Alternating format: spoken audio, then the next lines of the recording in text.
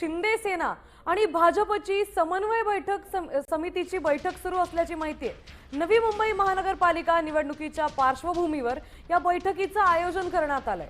या बैठकीला खासदार नरेश मस्के, आमदार मंदा म्हात्रे, शिंदे सेनेनेच उपनेते विजय नाहटा, माजी महापौर सागर नाईक हे उपस्थित असल्याची माहिती आहे। तर शिंदे सेना आणि भाजप युतीसाठी ही बैठक दुसऱ्यांदा होत असल्याची ही माहिती आहे। शिंदे सेनेने भाजपकडे 57 जागांचा दावा केलाय। तर भाजपचे निवडणूक प्रमुख अधिकारी माजी खासदार संजीव नाईकांनी या बैठकीला दांडी मारल्याचं समजतंय।